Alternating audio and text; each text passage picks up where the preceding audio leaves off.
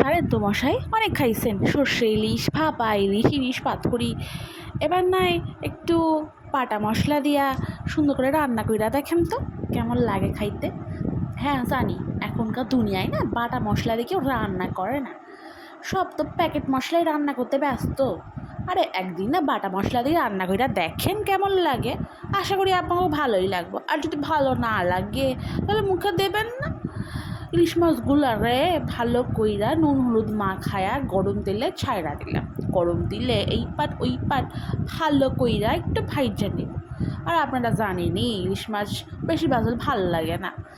এই বাটা মশলাই হইব বইলাই দিয়েছিলাম আগে, তো শিল পাটাটা বের কইরা নিলাম। শিল পাটাটা ভালো করে ধুইয়া নিয়ে ওর মধ্যে কয়েক টুকরা কাঁচা লঙ্কা, হ্যাঁ জিরাও দিছি, 4 পিস কাঁচা লঙ্কা দিছি, 4 পিস শুকনো লঙ্কা দিছি, দিয়ে অল্প অল্প জল দিয়ে ভালো করে বাইটা দেবো।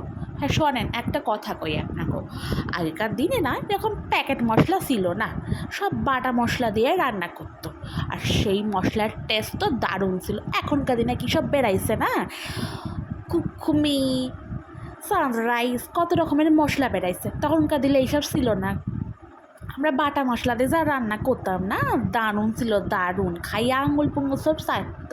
ইলিশ মাছগুলো যেই তেলে ভাজছিলাম ওই তেলটা তুইলা রাখলাম অনেকটা, অল্প একটু তেলে সামান্য কাঁচা লঙ্কা, 2টা শুকনো লঙ্কা আর কালো জিরা দিয়া ভালো করে নাড়াচাড়া কইরা হালকা একটু ভাজা হয়ে গেলে ওর মধ্যে দেখেন এইরকম লম্বা লম্বা করে কাইটটা রাখছিলাম আলুগুলারে দিয়া দিলাম। ঠিক আছে, আলুগুলোরে দিয়া ভালো করে একটু নাড়াচাড়া করলাম। আমাদের না আবার আলু না হলে চলে না, বাঙালি তো ভালো করে খাইতে হইব তো নাকি বলেন তো।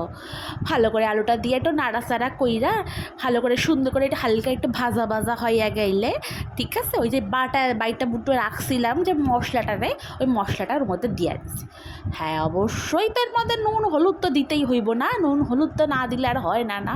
নুন হলুদ আর ভাজা মশলা দিয়ে ভালো করে নাড়াচাড়া কইরা যত ভালো করে কষামো তত ভালো রান্না হইবে। এখনকার দিনে লোকরা অত কষায় না মায়ে, ভালো করে কষায় নিয়ে অল্প অল্প জল দিয়া দেখেন এই যে ফুটতাছে ইলিশের জোল। আবার খাইয়া কইয়ান তো কেমন হয়েছে, আমার তো দারুণ লাগে এরকম জোল খাইতে। একদিন খাইলে বারবার খাইবেন, এইটুকুনি আপনারা কইয়া দিলাম। নামানোর আগে হালকা একটু কাঁচা লঙ্কা চিড়ে ওর মধ্যে দিয়ে দিলাম। এই দেখেন জোলটা দারুণ হয়েছিল। তারপরে দুপুরবেলা আর কি গরম গরম সাদা ভাত, ইলিশ মাছ একটু ঝোল দিয়া একটু খাইয়া, ওফ দারুণ দারুণ।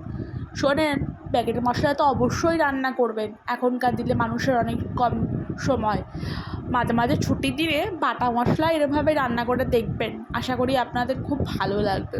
আমার তো দারুণ লাগলো খাইতে। হ্যাঁ আপনারা খা দেখেন, হা করেন দেখি, হা হা, তাহলে